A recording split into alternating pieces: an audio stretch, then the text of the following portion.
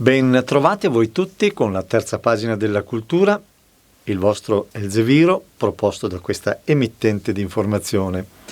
Apro riportandovi un comunicato di un collega editore che dice: posti di lavoro cancellati, migliaia di lavoratori delle TV locali, 5-7 mila addetti e altre migliaia dell'indotto delle nostre attività rimarranno senza lavoro.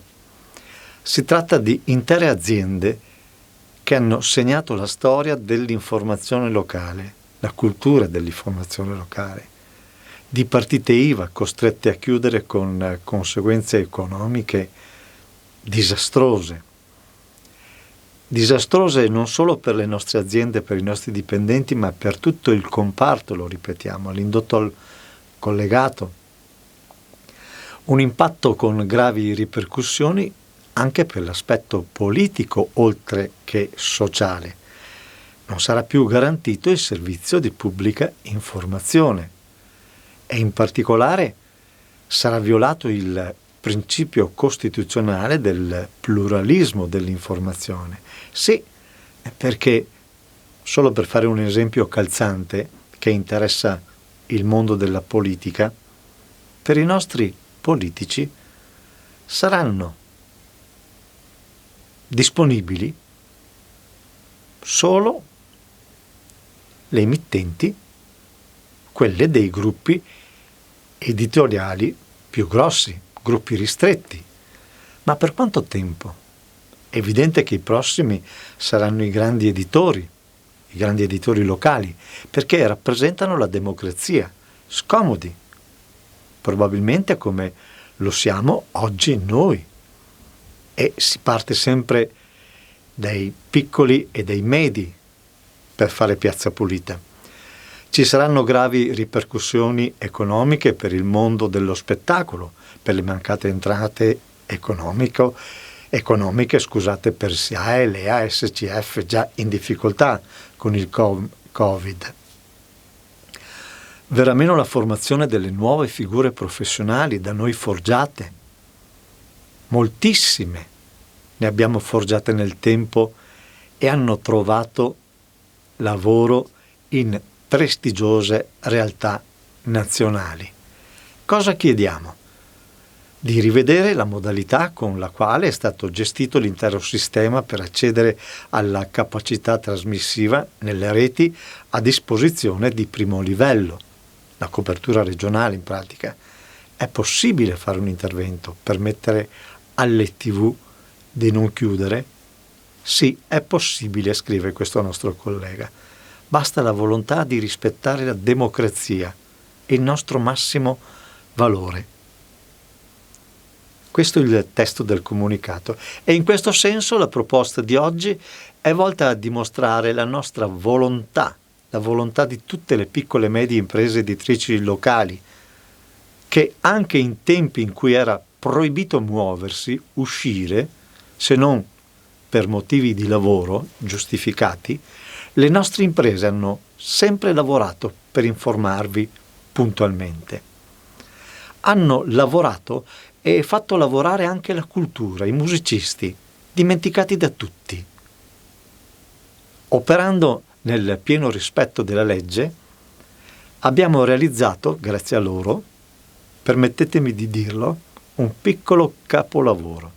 La Sesta Sinfonia di Beethoven, la Pastorale, in versione per soli archi, per evitare in presenza dei fiati pericolosi, giustamente, posta la limitata conoscenza in quei tempi di inizio pandemia.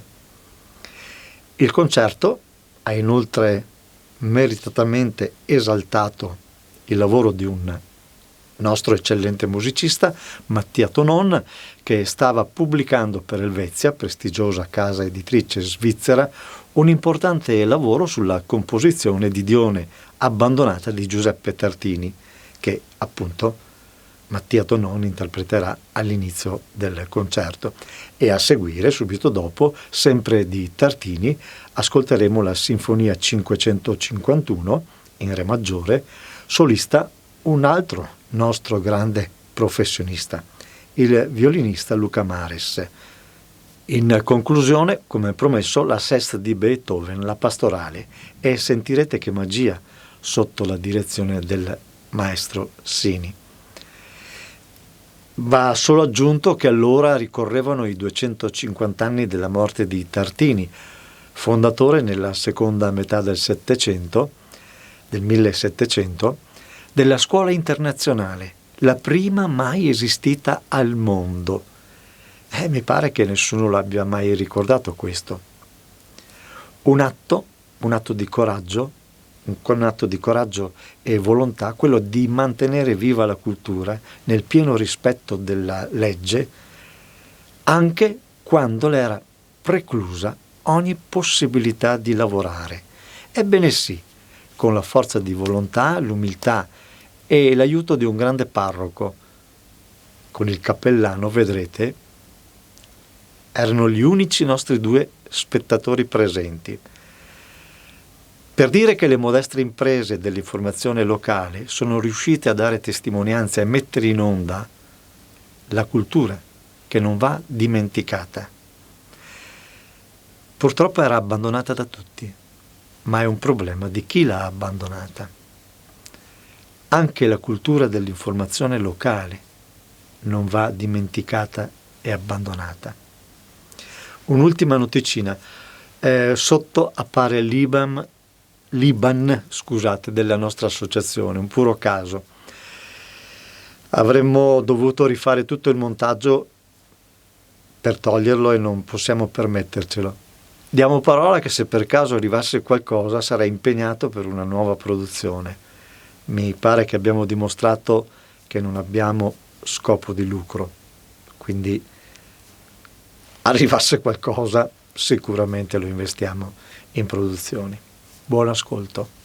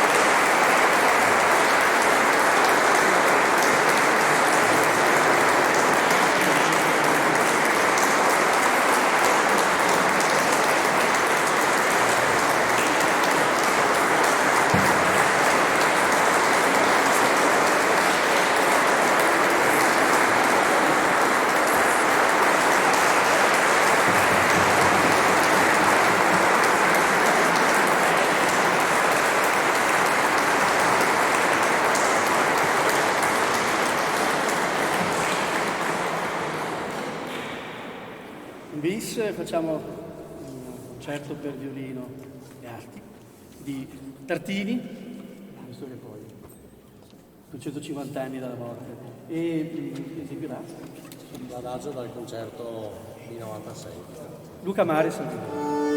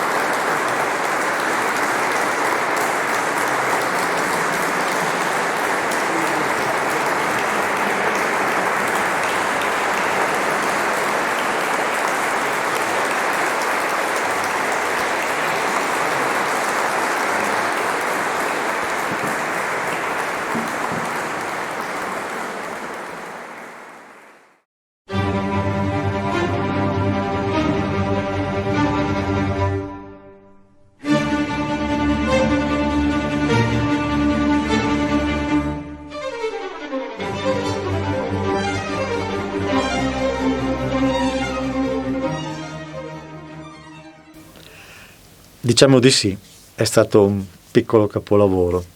Proporvi la sesta sinfonia di Beethoven, la pastorale, in tempi di Covid è stata un'impresa. E anche i due bei lavori di Tartini nel 250° anno della scomparsa. Erano anche i 250 anni della nascita di Beethoven, per cui abbiamo creato questo piccolo abbinamento. Grazie a un grande parroco. Don Carlo Maccari e il suo cappellano erano gli unici due spettatori, indispensabili perché senza le chiavi la chiesa non l'avremmo certo aperta a noi.